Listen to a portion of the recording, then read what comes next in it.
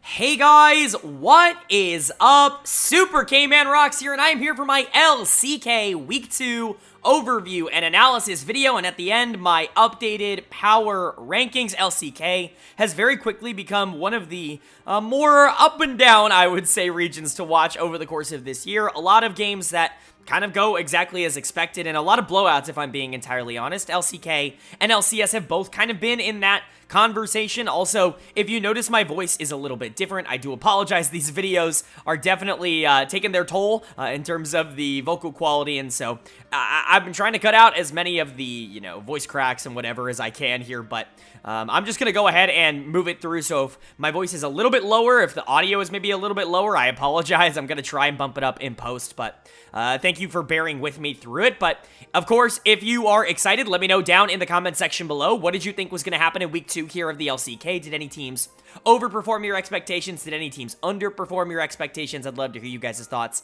and feedback down below. And then, of course, let me know which players also impressed you and which players were interesting to you. Not a ton of new players in the league, but the new ones that there are definitely have been a little bit up and down, and so I'd love to hear you guys' feedback on those. But let's go ahead and jump right into it. Of course, if you're new here, what we do on this channel is go game by game, talking about the advantages and the disadvantages that each team had. I'll be giving out a player of the series, a dud of the series, and at the end of the week, not only will I be updating my power rankings, but I will also be giving out a player of the week and a dud of the week. So without further ado, let's go ahead and jump into day number 1, and we kick day number 1 off with a matchup that's always going to be relatively interesting because of the players. We had Hanwha Liiv Esports taking on DRX, and Hanwha is able to pick up the 2-0 series win here. This is basically exactly what we needed to see from them. They looked pretty shaky in week number 1, of course going up against two of the tougher teams in the league in KT Rolster and T1, and so want to give them a little bit of a pass for not being able to take a series, but being able to come in against a team like DRX that honestly they just should be better than. They're one of the bottom 4 teams, and actually dominate them like a 22 and then a 25-minute game where neither of them seemed particularly close. That's exactly what I think we all wanted to see from Hanwha in this series. My player of the series is going to go to Zeka in the mid lane. I've been hyping up Zeka for so many years now, and that's certainly not going to stop in 2023. I know a lot of people love Viper, and I get it. Viper's really good. I had him ranked as my #1 bot laner going into this split for a reason, but let's not pretend like Viper has been good in every single game that Hanwha played. He got a lot better down the stretch of Spring Split, and definitely looked a lot more comfortable once I think he got more used to playing with this team, but at the beginning of that split, they were running into massive problems, and the only player that was playing with any sort of consistency was Zeka in the mid lane. I think he's been this team's most consistent piece, which is crazy to say over the course of this year so far, and I think he was really good again in this matchup. Obviously, facing his former team, the team that he just won the World Championships with, it's always going to be at least a little bit of an interesting matchup, but I thought Zeka played really, really well. Obviously, people are going to point out the Ahri game in Game 2. That's the one where I think he really stood out as just, like, outplaying basically everybody on the side of DRX, dominating Yehu in lane, and really just not giving a lot of room for the enemy team to play the game, but he was also really good in Game 1 on the Annie, just a really consistently great player, and someone who still, even after being as good as he was at Worlds last year and as consistent as he has been over the course of this year, is going to get underrated by the community. And then I think obviously there were a couple of other players, the two big support roles, if you will, in the jungle and the support position stepped up here, and that's going to be the big difference maker for Hanwha. We always talk about Klid and we talk about Liiv as two players that haven't necessarily been able to live up to expectations. They certainly have not been the best players in their roles in the league or anything like that, and that's really cost this team from being able to compete at the highest level, from being a top 3-ish team in the league, like I think a lot of people really wanted them to be, but both of them were very good in this series. Klid very much out-jungled Krako. We'll get to Krako in a bit, but Krako really wants to go for those aggressive plays, and Klid was just a little bit more aggressive in the early game and was able to generate a lot more leads for Hanwha. And then Liiv was actually fantastic. Obviously, the Blitzcrank game in game number 1 was great, but putting him on something that can be a little bit more of a playmaker, I think definitely fits his style. I really do like him as an enchanter player, at least I have in the past, but he's not necessarily been great at it this year, so if you want to give him something that can have a little bit more agency, maybe play towards bot lane, especially in a matchup like this a little bit more, where you honestly should just be able to outskill your opponent, I think that is going to be a good avenue for success. Kingen and Viper were also really good. I just think Klid, Zeka, and Liiv were probably the 3 standout members for Hanwha in this series. And then for DRX on the other side, they're just not a very good team, and that's the frustrating part, is this is the exact same problem that they were running into in the spring split, is really they're less than the the sum of their parts. Yehu and Paddock have certainly not changed things around. They have been very up and down. You can see that in their score lines. But for me, the dud of the series simply has to go to Krakow because he is just so nothing in the game. Like, he played Wukong twice into Viego in the first game, where you have to be able to generate that lead early. You have to be able to get your lanes in better spots, and he wasn't able to do that, especially with Xayah Rakan going into Aphelios in the bot lane. That was miserable, and then really just got out-jungled by Klid's Lee Sin, which, you know, again, teams probably shouldn't be allowing at this point, but Krakow is just not very good this year. I don't know what happened. He was awesome over the beginning parts of his career, a very aggressive jungler who was always in a position to be backed up by the rest of the team. Maybe the team doesn't want to play around him in that same way, but he's definitely also lost a lot of confidence, because even those aggressive plays that he was making early on in the year feel like they're gone now. So I don't know what to say about Krakow. He doesn't feel like a starting caliber jungler right now. But nobody else in this team played well. Yehu in the mid lane was whatever. Just kind of got super outplayed by Zeka, but it's hard to imagine that he was supposed to hold up in that matchup. And then Paddock and Beryl were not even remotely close to being a good enough bot lane to go up against Viper and Life. Paddock and Beryl might be one of the weaker bot lanes in the entire league. They're right there with Bro and Nongshim, in my opinion, for weakest bot lane in the LCK. And I know a lot of people want to say that Rascal is like hard stuck on this team, and while I do like Rascal, I think some people are letting their bias get a little bit in the way here. I think he didn't play particularly great in this series. They're propping him up a little bit more than maybe he deserves. Obviously, maybe on a better team, he would have a better situation to play out these games, but it's not like he's been winning the isolated 1v1s either. He just really has been a fine player at best over the course of this split. He's had some good games, but he's also had some bad games, and so I don't really see a lot of upward mobility for DRX in the standings. I think they're just going to be a team in the league this year. And then Hanwha Life, I think, is actually pretty good. I think that they're going to be able to continuously stomp the bottom teams. It's why I didn't move them down after that O2 week in week number 1. I still think they're number 5 in the power rankings. They're going to be able to beat the teams that are below them, and they're going to struggle against the teams that are above them. They really do feel like the upper gatekeepers, I would say, of the LCK.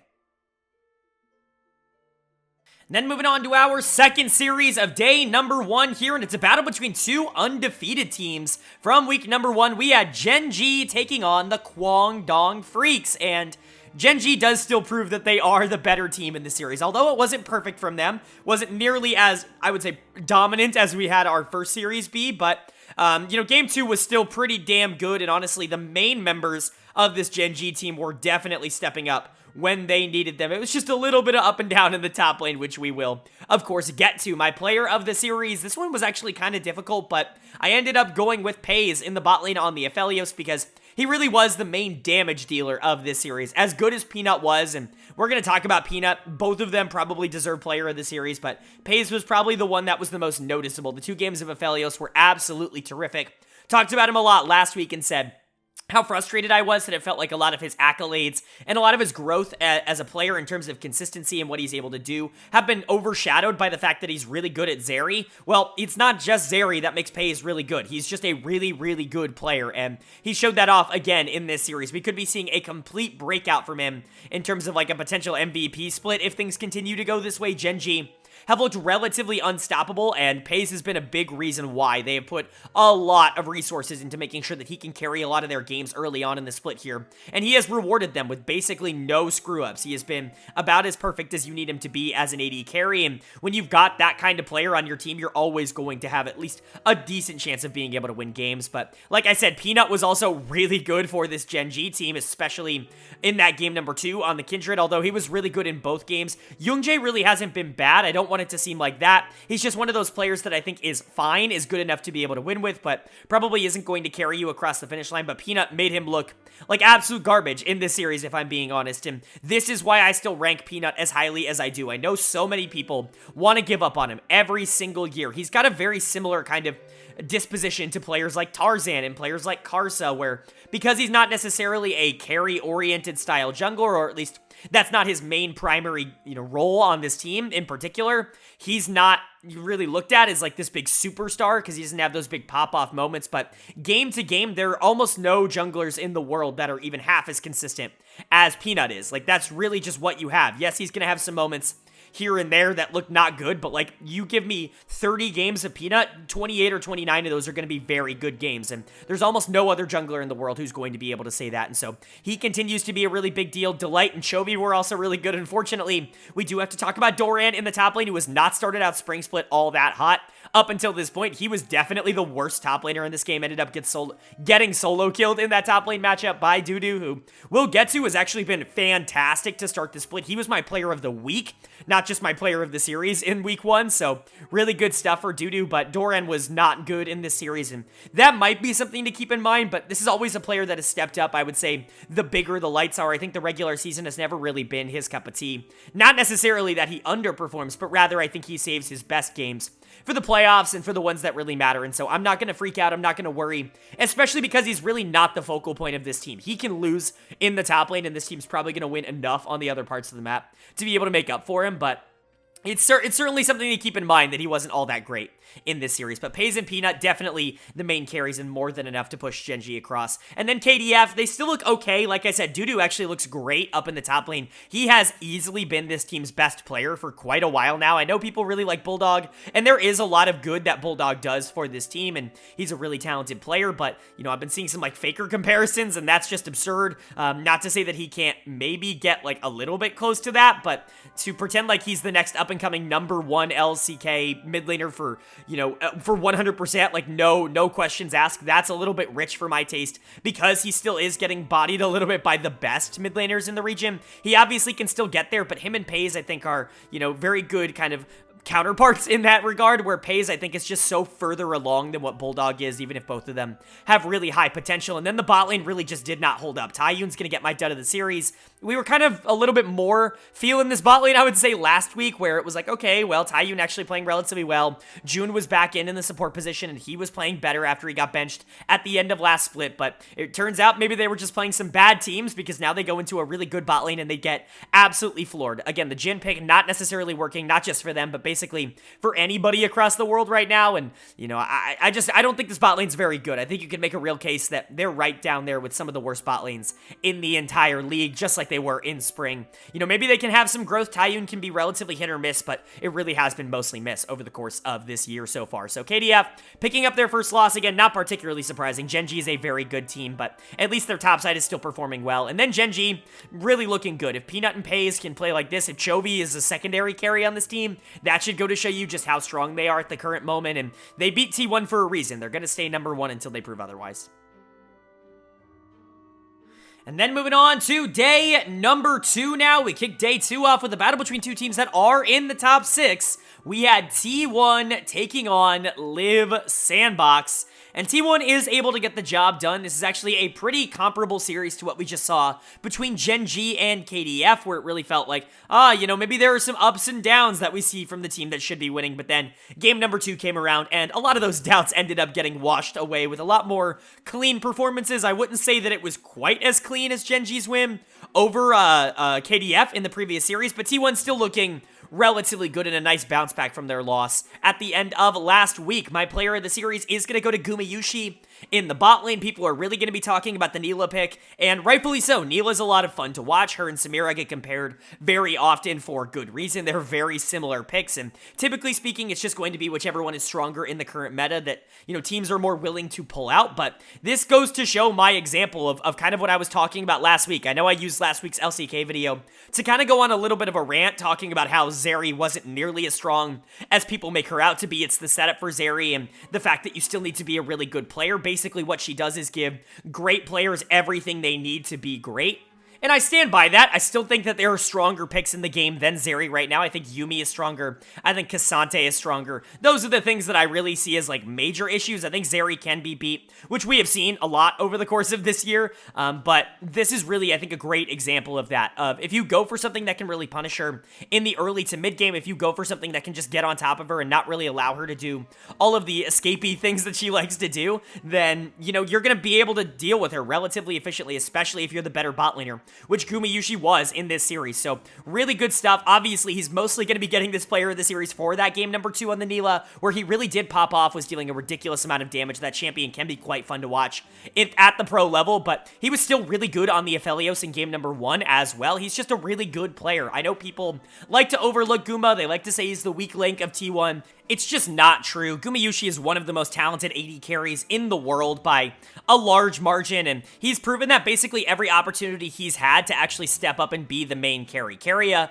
was so dominant in the previous split because he was given a lot of shine from this team, and the team really wanted to play around those marksman bot crazy picks that he essentially made meta, but Guma had to play around it as well. He had to be willing to play with a, AD carry as his support essentially and try to make that work, and he did it better than any other AD carry in the world. And so, yes, Gumayushi is a very good player, and I think he has proven that very consistently. Faker was also really good in this series on 2 games of Azir. Obviously, a pick that a lot of people associate with Faker nowadays, but really continues to be a massive plus for them. I'm glad to see that this team is more willing to go to, I don't want to say resource heavy mid laners, because Azir's not a resource heavy mid laner in the early game, but something that isn't going to be more of that shove and roam type. They definitely were going that direction in spring, giving a lot more freedom to Faker to kind of carry games, especially in the early to mid game, but now they're really putting him back on these more team fight carry oriented champions, and I think that's a really good style as well. We know he can play basically everything in the entire game, and so really good to see him do well on the Azir. Owner,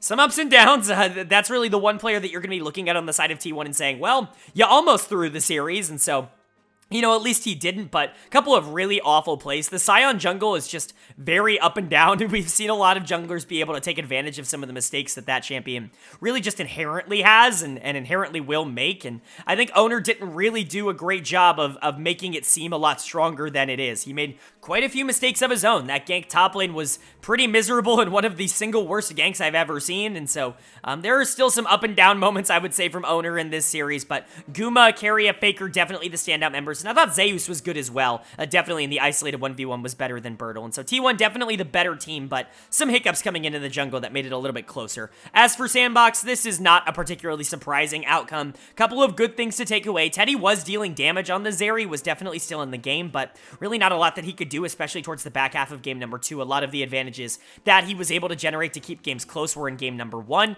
Closer was also really good in game number 1. Obviously, Closer versus Faker is a pretty fun matchup. The former Prodigy on T1, the former backup for Faker who was getting playtime, facing him in the LCK is always an interesting matchup. He was really good on the Ahri in game number 1, landing charms, being really active on the map, but he was really miserable in game number 2, and so that's kind of the dichotomy of Closer. That's why I'm a lot lower on him as a player, is I think the game-to-game consistency of him is just like crazy low, and certainly not nearly as good as you would need him to be, one of the carries of this team, but the rest of the team really wasn't that great either, most specifically this top side. My dud of the series is going to go to Willer in the jungle. I like Willer. I think he's been very good over the course of this year, but just really had no pressure in this series, even with Owner kind of struggling and not necessarily making a lot of positive moves. Willer wasn't answering with that either. It's not like he was pulling gold back for Liiv SANDBOX. It was mostly just kind of a sinkhole in the jungle, if you will, and so the Nocturne, the Sejuani, both games were pretty bad. The Sej game was definitely worse, but the Nocturne game wasn't good either. He could have taken advantage of a lot of those Sion errors a lot more cleanly than he actually did, and Bertle kind of got run over in the top lane. I like Bertle a lot. I thought he was really good in spring, very underrated in spring, but hasn't necessarily started summer split with the same kind of fervor. Was going into Zeus, so I'm willing to cut him a little bit of slack, but was just an okay series coming out from him. And so SANDBOX is exactly who we think they are. They're a team that's going to be able to, at the very least, stay competitive, but they're not talented enough to be able to keep up with the best teams in the league, like T1. And then T1 is one of the best teams in the league. I know they lost to Gen.G, and they're not looking perfect in their current state, but talent-wise, they're still right there. Owner's making some mistakes now, but I have to imagine this team is going to be able to clean it up. There still are more question marks, I would say, about them now than at any point in the spring split, but that just means that there's more room for answers.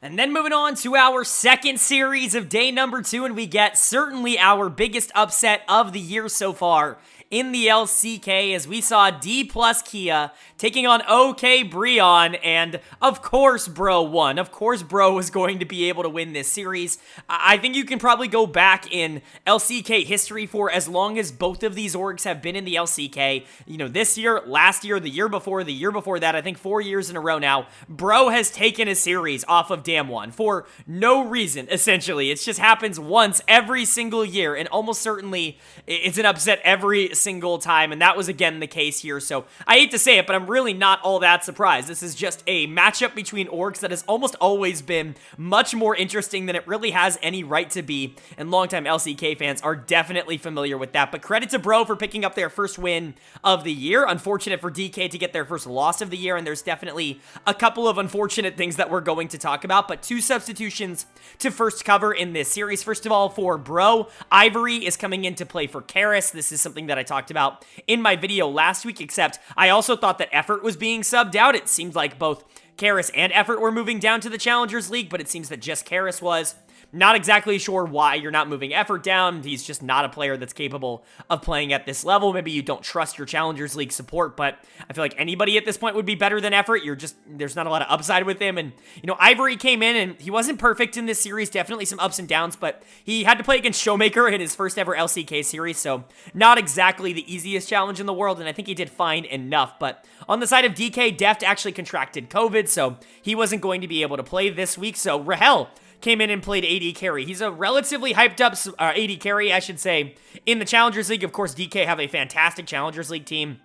Him and Thanatos are definitely the 2 players that I think a lot of people are looking at from that team as being LCK caliber in the future, so interesting to see Rahel get an opportunity here, but not a great start for him, so we'll talk about him in a second. But congratulations to Bro. My player of the series is going to go to Henna in the bot lane. They were the better bot lane in this series, and I know I just talked some shit about Effort, but honestly, Henna did a lot of work in this series, and he was given a lot of resources and definitely came to play, especially in that third and final closeout game there for Bro. He was really good on the Aphelios, and that's really been his champion over the course of his LCK career. He's played a lot better and a lot more consistent on Aphelios than he really has on any other champion in any other meta, and so, you know, it's good to see that. I'm still a little bit, you know, hesitant on the overall projection of Henna and Effort as a bot lane moving into the future, but they were really good in this series and definitely took advantage of the fact that Rahel wasn't exactly the most experienced AD carry in the early laning phase, so good stuff from Bro. I thought was really good in this series. He does this. I always talk about this. He does this once or twice every single split where it's like,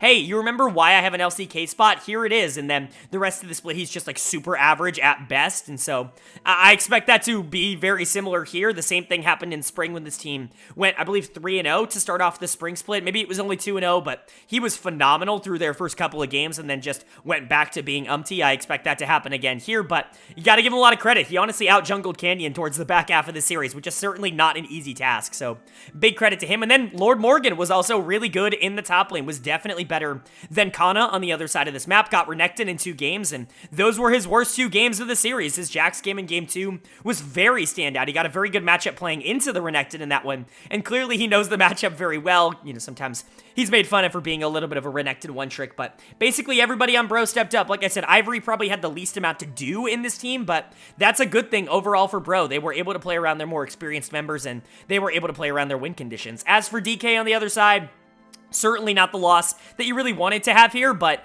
you're far from being completely destroyed because of it. It's only 1 series, and again, it's against Bro, which just happens every single year for this DK team. My dead of the series is going to go to Kana in the top lane. He was the most outplayed for Damwon, or I should say for Dplus. Sorry if I say Damwon. I'm really trying to break that habit, but for DK in this series, Kana just wasn't very good. Certainly some bad team fights, but mostly really bad in the lane phase, and I know some people are very, you know, goldfish-brained, very selective short short-term memory kind of people, but Kana was actually really good for this team in spring, and for the most part was definitely a positive player. Wasn't exactly like an all-pro caliber, but was certainly good enough to be able to win with, especially at the beginning of last split, and so I don't want to write him off as saying like he's a massive negative towards this team like everybody else on Reddit is right now, but I can understand that there is a little bit of concern when it comes to the top lane. Luckily, I would say for DK, none of the other top-tier teams have like great top laners right now, maybe with the exception of T1 and potentially, obviously, KT Rolster having really good top laners. None of the other teams at the top of the standings have top laners that are going to be given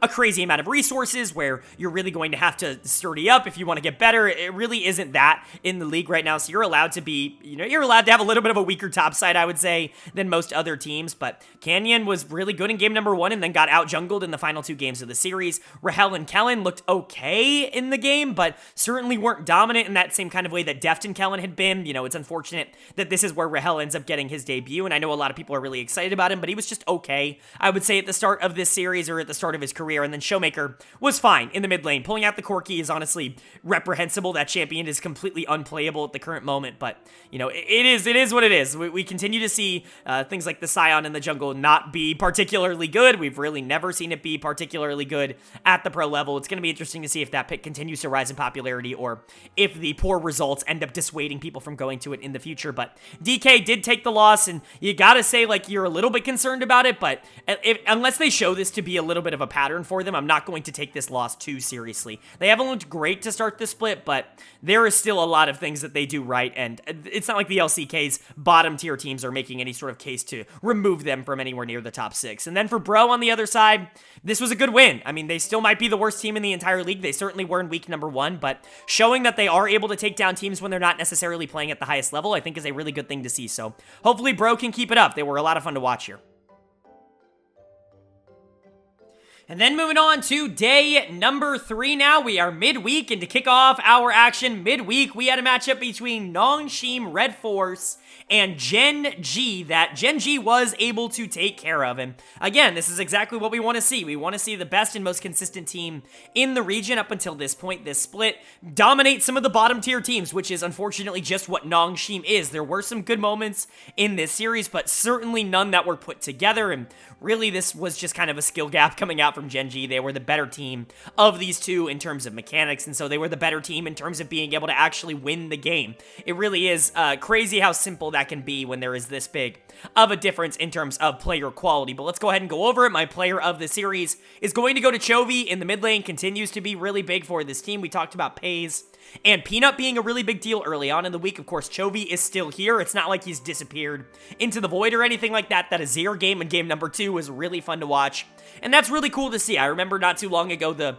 crazy people on Reddit, 2-3 years ago, saying that Chovy will never be a great mid laner in the region because he can't play Azir. Well, surprise, he's really good at Azir now, and so I don't know. What a shock. It's almost like the best mid laner in the world is going to be able to learn how to play a champion like Azir, and is going to be able to learn how to team fight really well towards the back half of games. It really wasn't that much of a question for me, but he definitely showed it here in game number 2 in particular. He was still good in game 1 on the Annie, but he's definitely getting that player of the series for that game number 2 on the Azir. Really good stuff from him. Pays was really good in the series again, especially on that Aphelios in game number 1, which continues to be a pick that really is succeeding here in the LCK. It's pretty crazy, because we've actually seen Aphelios do really poorly globally, especially in the LPL, where he's really, really bad. Honestly, he doesn't win very often in that region. He gets picked super frequently, one of the highest priority AD carries, if not the highest priority AD carry in the region, but he's really not winning with it. But LCK teams are showing that they really can win very consistently with a pick like Aphelios, and so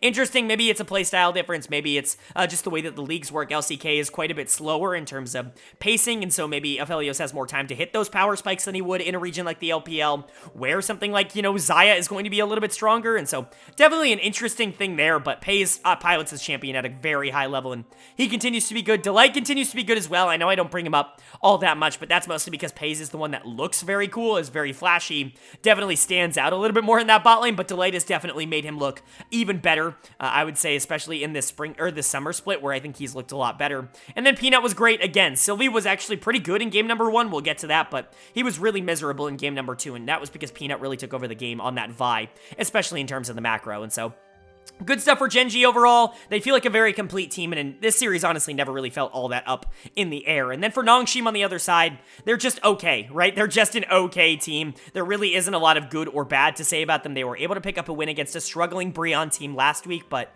I really don't think they're better than a bottom 2 team right now, just like they weren't in the spring split. Bringing Quad in hasn't necessarily changed their fortunes at all. Quad's going to get my dud of the series here. He really just feels like Fiesta, if I'm being entirely honest. These two play very similarly. Both are very aggressive players, and I don't really think either have the crazy amount of mechanical talent to be able to keep up with the best mid laners in the world, which is just unfortunately what the LCK is going to offer you basically every single game. But Quad definitely got outplayed. That Azir game in game 1 was definitely topped by Chovy's in game number 2, and the Ahri was just nowhere to be seen on the map. In that matchup, you really have to get out on the map, you have to get with your jungler, and you have to get moving around, but it honestly felt like the jungle mid duo was even worse in game number 2, which is really not what you want to see. Like I said, Sylvie was actually pretty good in game number 1 on the Sejuani, but was really bad in game number 2 on the Wukong, and so that's definitely a negative. Din Din got destroyed in the top lane. I know people are high on him as a potential like good top laner in this league, but I don't see it. I haven't really seen it all year long. I think he's pretty consistently been the worst top laner at the LCK level, and I don't really see a lot of reason for that to change either. Vital and Peter are just okay. They kind of got bodied by Pays and Delight in terms of the bot lane matchup, and so overall, not really a lot of surprises here for me. Nongshim was not a team that I really expected to be able to keep up with Gen.G, and they didn't. They were just kind of outclassed, and Gen.G got the job done, which is basically exactly what you want to see from them. Another 2-0 week coming out from them. That's an 8-2 record to start this split. That's about as good as you can ask for from the defending champs. And then moving on to our second series of day number 3 now, and it's another top of the table versus bottom of the table clash, as we saw DRX taking on KT Rolster. And KT does get the job done with a 2-0 clean series. And I know that's a little bit of a meme for KT, but like I said earlier, the LCK is full of clean games, I would say, this split. The best teams really beating up on the low teams, and the low teams really not having all that much of a chance, with the exception of DK versus Bro, which of course we already talked about in this week. But congratulations to KT. This is a really nice win.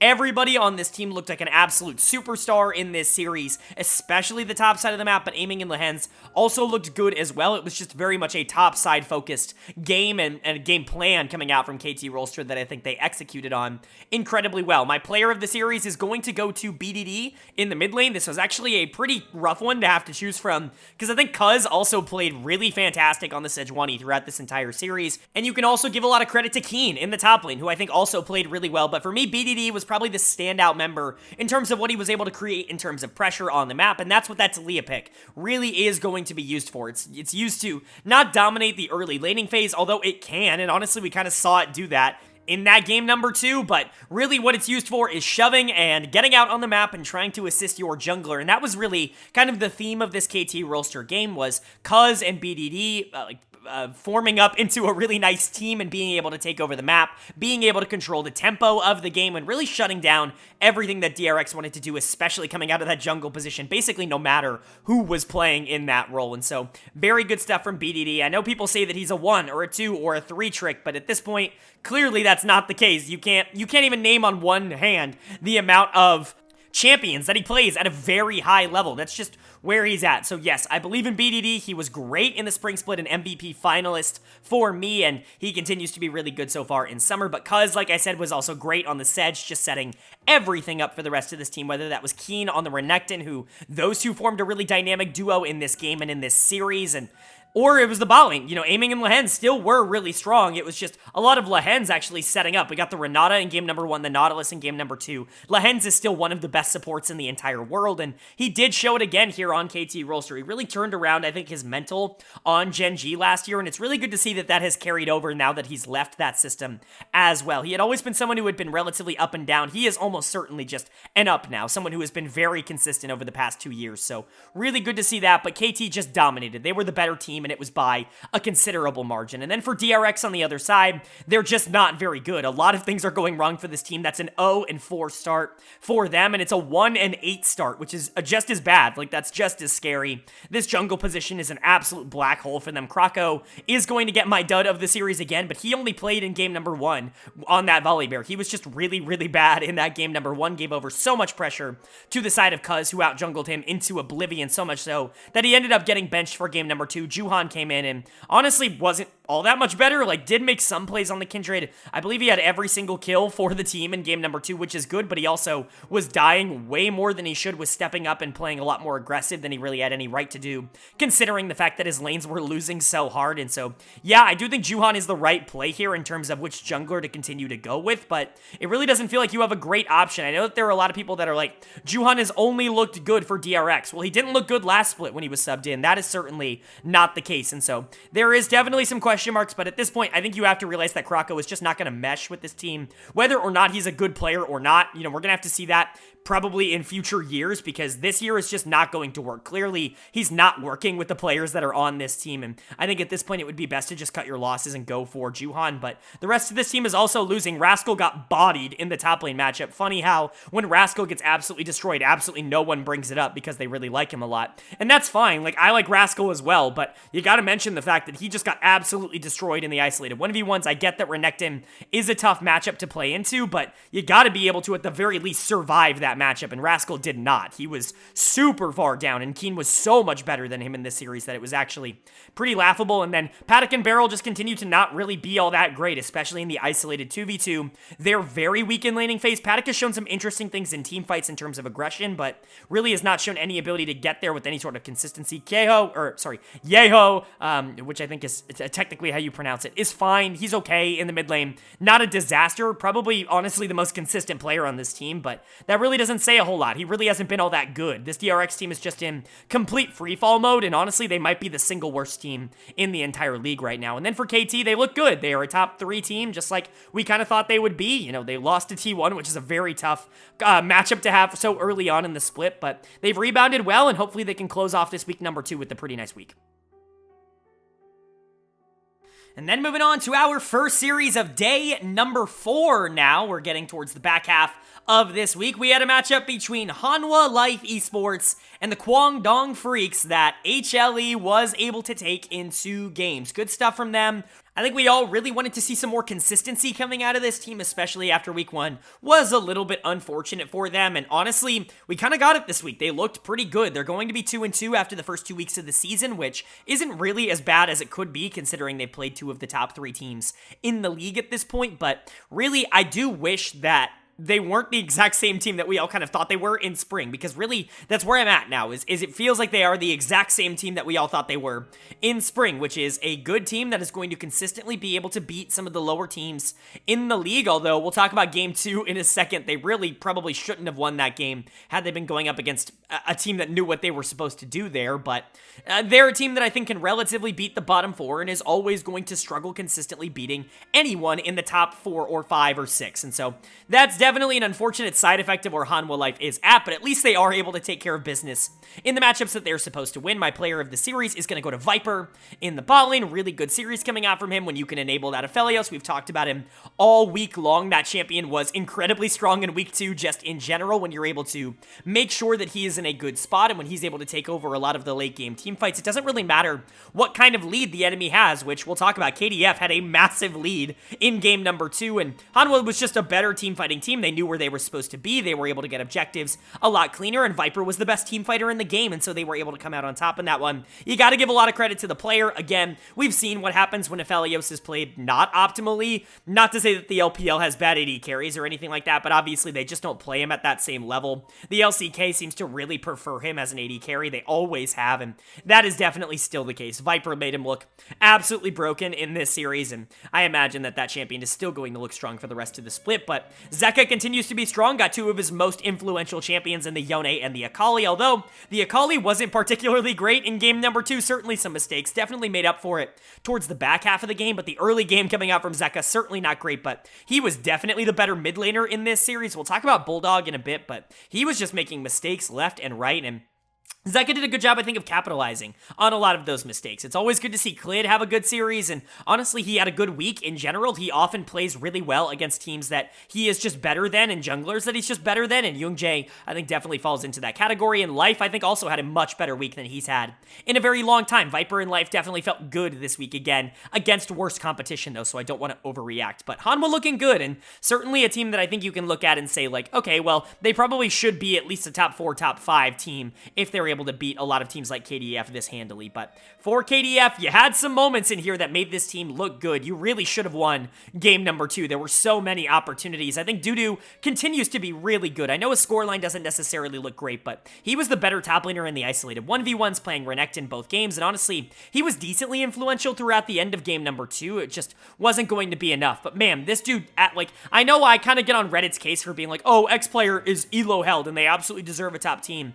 I think Dudu could slot into a top team right now. I really do think that he's playing at that level. One of the better, like arguably top 3, top 4 top laners in the LCK at the current moment. He's been really good, but not everybody else on this team was good. My dud of the series is going to go to Bulldog in the mid lane. A lot of mistakes coming out from Bulldog. And yes, I know he's young, but a lot of them are mental, and that can be a good thing. He has the mechanics to be able to clean this kind of stuff up, and, you know, mental is usually the part of the game that is easier to fix than mechanics, and so, you know, that's something to at least be positive about. But again, I want to go back to all these people that are saying that Bulldog is, you know, a top 4 mid laner in the league. He's just not right now. He makes too many errors, and going up against a player like Zeka, who I think a lot of people consider pretty feast or famine, you really get an idea for how feast or famine Bulldog is as a player. And so there's definitely some pluses and some minuses, but Taiyun and June had decent moments. The Varus was not it in game number 1. That was pretty miserable, but June I actually think was pretty good throughout the whole series, and Youngjae's fine. Was out jungled by Clid, but wasn't a major error or mistake for this team. Just bad macro. That's really going to be the takeaway for KDF. If they're going to be able to clean up some of the decisions that they make towards the back half of games, maybe they're going to be able to take a little bit more down the stretch, but that was a problem that this team had in spring as well. It just feels like something that this collection of players isn't really going to have down. As for Hanwha on the other side, they look fine. Like I said, they're going to be able to beat teams like KDF and, you know, the bottom 4 teams, but it's never really been a question about whether or not they're going to be able to take those teams down. The question is whether or not they're going to be able to do this against some of the better teams in the league, and honestly, nothing that we saw this week gave me the confidence that that has changed at all. And then moving on to our second game and series here of day number 4, and it's another one that's a little bit of a top of the table versus bottom of the table clash.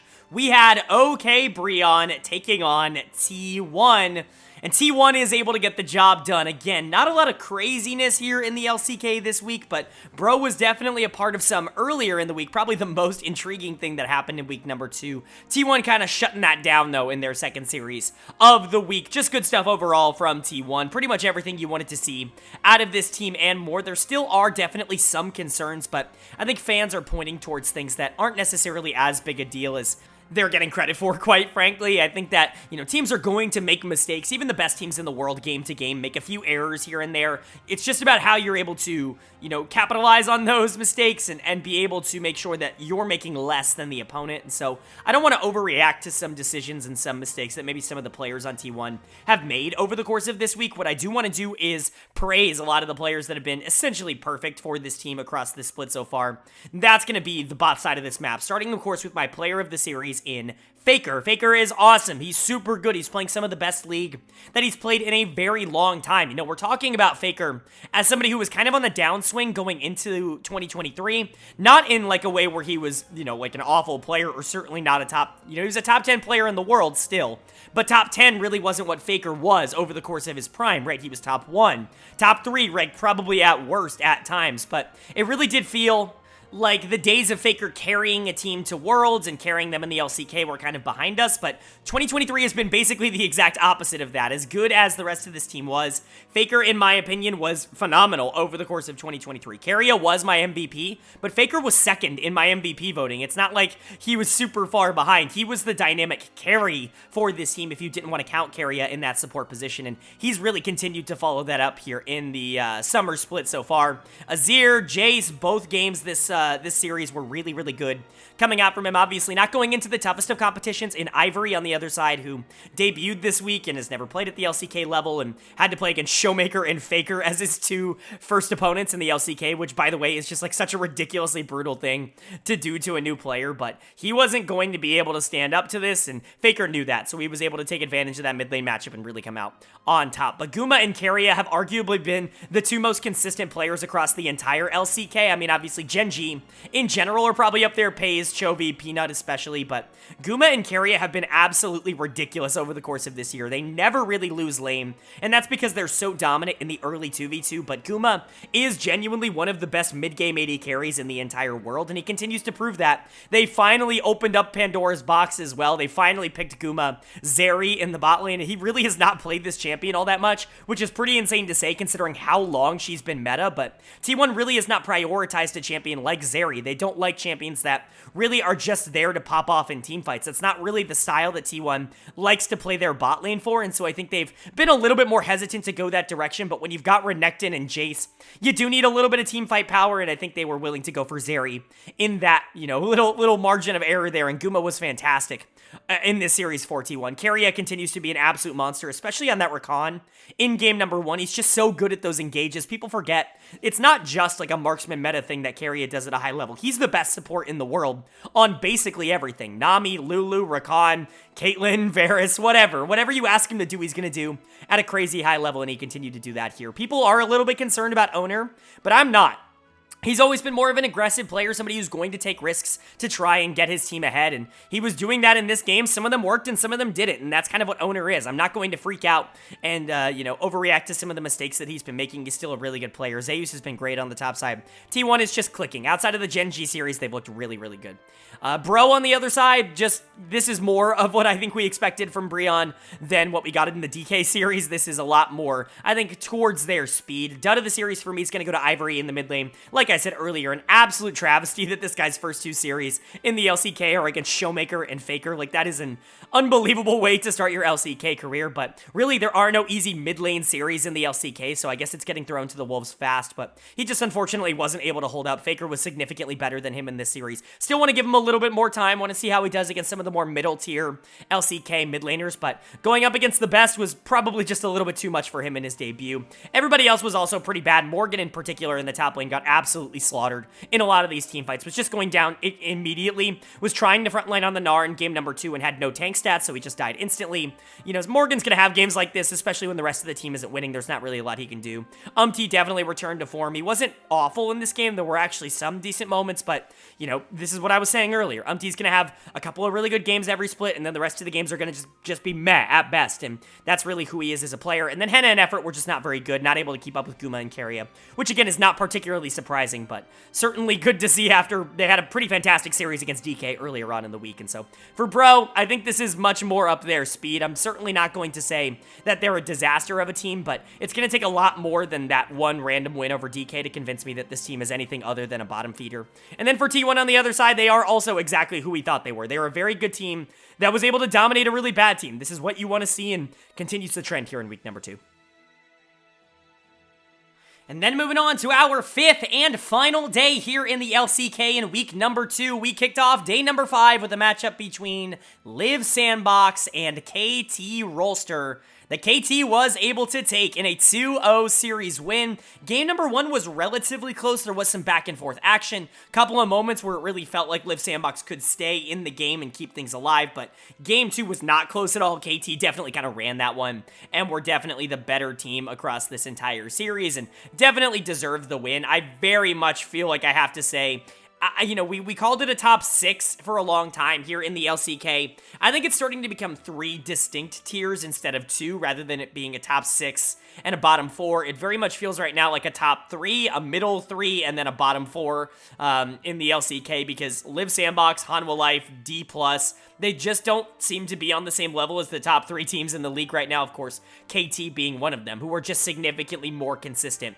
than everybody else, and I think that really just has been the case. KT was really good in this series, and SANDBOX really had no answers for it. My player of the series is going to go to Lehens in the support position. He was awesome, really good on the Rakan in game number 1, really good on the Nautilus in game number 2. He's just a very explosive player. I was really hyping him up earlier in the week as well. He really paid that off in this series. He's just grown so much in terms of what he's been able to do every single game as a support. I don't know if Gen.G was the team that officially unlocked that for him in his brain. I obviously said a lot last year that playing with Ruler must have helped his consistency a lot, but now he doesn't have Ruler. He has aiming, and no flame to aiming, no discredit to aiming here, but aiming isn't Ruler, right? He's not the player that is going to make every support that he plays with look like $1 million.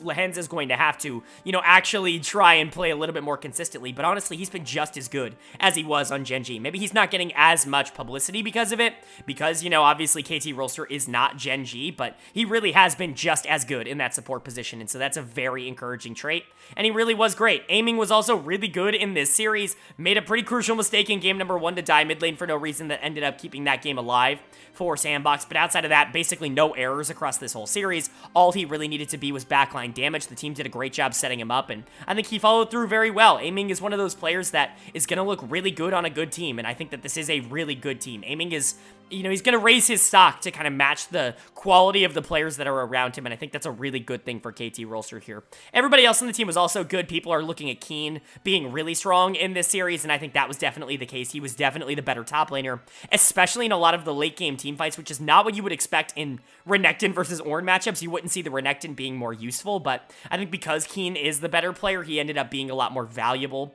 at that part in the game. Cuz and BDD were also really good. Cuz was the more consistent jungler, although Willer did have some highs this series, but overall, KT just showed everything I think they needed to in this one. As for SANDBOX on the other side, though, I'm not going to start getting concerned about this team because, like I said earlier, the bottom four really still do feel like a bottom four. Like, KDF is an interesting team, but I'm just not convinced that there's going to be a team out there that can really, like, brute force their way into the top 6, but that's unfortunate because SANDBOX feels very vulnerable right now. I know their early schedule has actually been very hard. They've not really had a super easy series outside of their one win, but they're going to need to figure things out fast because a lot of these players are playing significantly worse already than they did in spring, and the upside just hasn't necessarily been there.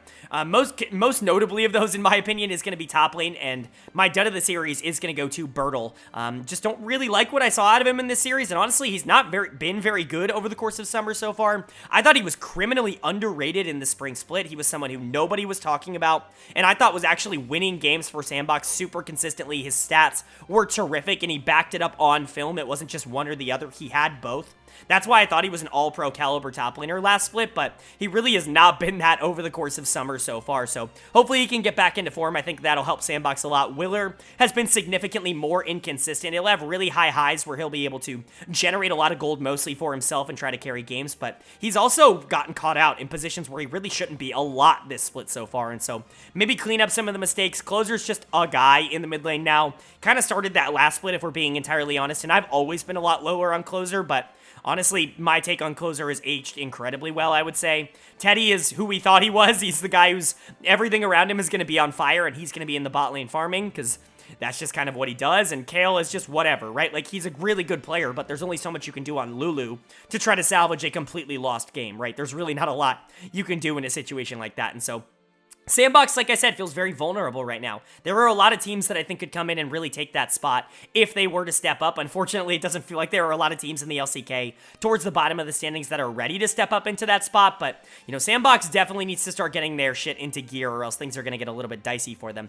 As for KT Rolster, though, they look great. I mean, they're a top 3 team. I really do believe it is a top 3 in the LCK right now, and KT, I think, almost beyond a shadow of a doubt, have proven that they at least deserve to be in that conversation now. And then moving on to our final series of week number 2 here in the LCK, and it's another pretty interesting one. We had Dplus KIA taking on NS RedForce, and DK does get their win this week, which is really good to see. If they would have lost to both Bro and NS, that would have been pretty much the most disastrous thing that could have possibly happened towards this team. But lucky for them, they were able to avoid it here with a pretty clean win over a NS team that they absolutely should be beating. Again, Deft is back in first and foremost, and so that definitely ended up helping out this team, I think, quite a bit. Just the consistency of knowing that Deft is there, I think, mentally helps out a lot of these players. But man, having LeBlanc helps out a lot as well. Static Shiv is an item, and man, was it on display in this series. Props to the casters. You know, I know a lot of times they don't like to talk about when things are, like, really funny in the game, when it's just like, man, what is going on? But this was so funny that you simply just had to comment the whole game on it, and that's kind of what it was. We'll get to it. Player of the series is Showmaker in the mid lane. He played 2 games of Static Shiv LeBlanc, and it looked like the most broken thing you could have ever seen in your entire life. Like, he was doing so much damage every single fight. He was auto-attacking and dealing a quarter of Jiwoo's health on the other side, which, by the way, Nongshim also making a substitution this series. Vital is out, Jiwoo is in. This is awesome. This is finally the reuniting of all 5 members of that Nongshim Challengers team that ended up being really, really good last year, and the reason that they all kind of got promoted. And Jiwoo, we'll get to, was actually really great this series. Easily the best player on Nongshim, and I think that is probably going to be something that ends up continuing, but Showmaker just didn't allow him to play the game. There really was nothing that he was going to be able to do in either of these, and that's the fun of having a player like Showmaker on a pick that is this strong in the meta right now. you have the ability to just kind of take over games in this fashion. And Showmaker has been like underratedly fantastic for the past like month and a half of the year. I know he wasn't great to start the split and to start our spring, I should say. He wasn't like the most phenomenally consistent player. He certainly had some bad games, but ever since like the halfway point of the spring split, he's been one of the top 2 or 3 mid laners in the LCK, which is really good to see. I know a lot of people were questioning whether or not his heart was in it anymore. He had talked about League not being as fun to play, but when you watch DK on stage, they're having an absolute blast playing the game now, and I think Showmaker is a big part of that. I think him having more fun with the game, him unlocking his mental a little bit more, has allowed him to get back to the point where he was, you know, a couple of years ago as arguably the highest peak mid laner of all time. And so really good to see him continue to play at this level. Super fun to watch. Canyon was also really good in this series. Happy birthday to him. It was his birthday on this series date. He was able to play really well, especially on that Nico in game number 1. Love to see Nico jungle come out. Obviously, we've seen a lot of priority on that pick in the mid lane across every single region, but really junglers have not been super apt towards picking that up. Really cool to see DK willing to go to that, but the Lee Sin was also a lot of fun. He was just better than Sylvie, but the jungle mid duo was really going to make or break DK. Deft and Kellen are really good in the bot lane, especially early in the 2v2, and they're going to be able to generate their own leads pretty much every game consistently. It's really going to be up to this mid jungle duo whether or not they're going to be able to consistently take down some of the better teams in the league. I'm not entirely sold that that answer is like a definitive yes just yet, but it's pretty damn close. They looked really good in this series, but for Nongshim on the other side, like I said, Jiwoo actually looked really good in the bot lane. He was easily this team's best player in this series, and honestly, I don't know why it took them this long to try this out. As much as I like Vital, and as much as I think that he's a decent player, I think Jiwoo was always someone I was more excited about as a prospect in the LCK, and I think that that had definitely come to fruition in this series. I know obviously it's not the completed 5 because they did replace Fiesta with Quad, which is super unfortunate. Definitely would love to see how all 5 of them end up working out, but I think Quad's a better player, so I understand why they would go with that, but having Jiwoo here I think is just going to open up a little bit more for the rest of this team, especially in terms of the early game. I like that a lot, but I see a lot of people online talking about the problem that Nongshim has in terms of macro, and I completely agree. This team's macro is just completely non-existent. They just don't have any.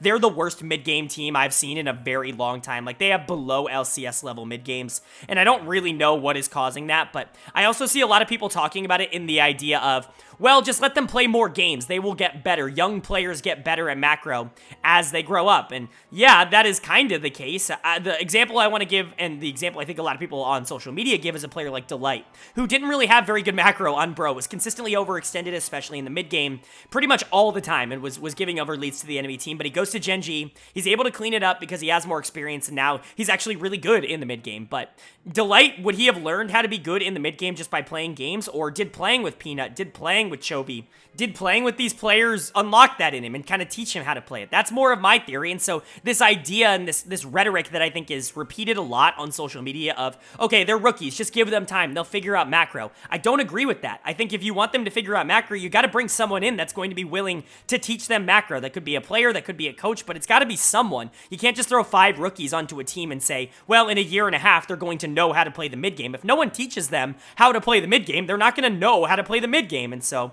hopefully Nongshim can figure something out, because nobody on this team knows how to play the mid game, and that has been abundantly clear over the course of this entire year. But my dud of the series is going to go to Din Din in the top lane. Again, I'm very low on him as a player nowadays. Not that I don't think he can be okay at this level, but he just hasn't been over the course of this year, in my opinion. Easily been the worst top laner in the LCK all year long, and I don't really see a ton of reason to believe that that is going to change with the rest of this team for the rest of this year. But at least Jiwoo's playing well. Hopefully him and Peter have good chemistry still, like they did last year, and if you can get this jungle mid duo at least on an okay page, like, this team could win some games. But I was already pretty pessimistic about this team, and I don't think even with a positive substitution it's going to change my mind too much about Nongshim. But for DK, this is a really good win. They did abuse something that was a little bit overpowered, but I imagine that they probably could have won anyways. I really like this team, and I really like these players. It's going to be interesting to see where they end up falling by the end of the year because of how inconsistent they've kind of been, but their highs are still just as good as a lot of other teams in the world.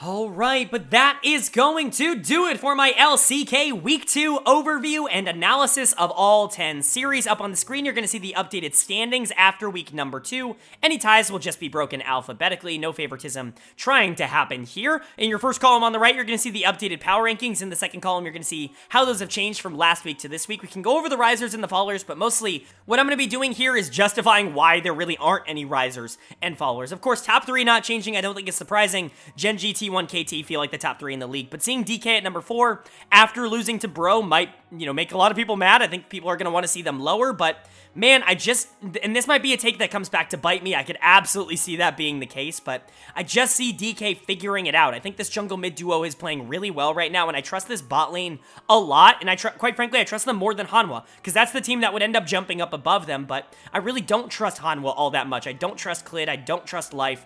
I don't trust that that team is going to consistently be able to figure it out in the same way that I think DK has the potential to figure it out. And so, for now, they're going to stay at 4 and 5, and that's really going to be it. Liiv SANDBOX is going to stay at number 6, even through their really bad opening.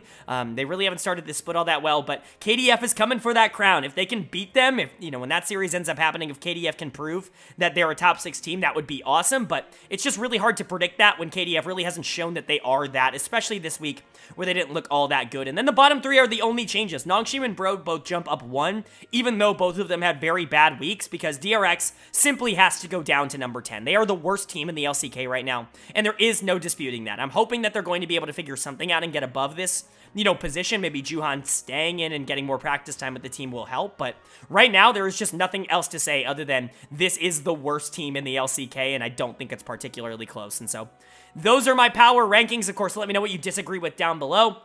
Time to talk about my player of the week and my dud of the week in week number 2. Player of the week for me, I had a couple of choices here. No one really dominated in this week more than I think normal, but for me, my player of the week in week 2 is going to go to Pays on Gen.G, who I think has really started off this split incredibly hot. The AD carry has been a fantastic resource for them to go through, and I think a big reason that they're 4-0 right now, including taking down T1, is because of how well Pays is playing in the bot lane. He's playing like a superstar, and that really is the reason that he's going to be my player of the week. The other candidate that was really giving a lot of attention to was actually Zeka on Hanwha Life. I thought he had a really consistently great week, even if he wasn't perfect on the Akali game, and that's really why he didn't get it. He was really good on every other game, and honestly really like what we saw out of him. But Pays for me is going to get my player of the week, and my dud of the week is going to go to Krako. This was a no-brainer on DRX. Just a miserable week for Krako.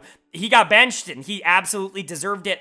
I don't know what his issue is. I don't know if it's mental. I don't know if it's just not connecting with the rest of the team, but it is not working. He's taking risks and they're not paying off, and then when he's not taking risks, he's having jungle circled around him, and so I don't know. I don't know what to tell you. Krako's just been really, really bad for this team. Maybe Juhan will be better, but my dud of the week in week 2 is going to go to Krako. My player of the week is going to go to Pays, but that's going to do it. I do hope you guys enjoyed. Of course, let me know down below what you think of the video. Did you enjoy it? Who am I overrating? Who am I underrating? I'd love to hear you guys' thoughts and feedback down below. If you enjoyed the video, hit that like button. It really does mean a lot to me. It lets me know you guys are enjoying the content. Not only that, but it helps get this video out to a lot more people as well. Of course, if you are new here, hit that subscribe button. I don't only post about the LCK on this channel. I post about all 4 of the major regions as well as the NACL weekly, every single week on this channel. So if you want a comprehensive overview of everything happening in LoL Esports, this is the place for it. Hit that subscribe button and hit that bell. But of course, with all that being said, I hope you all are having a great day. I hope you continue to have a great day. And I will see you all later.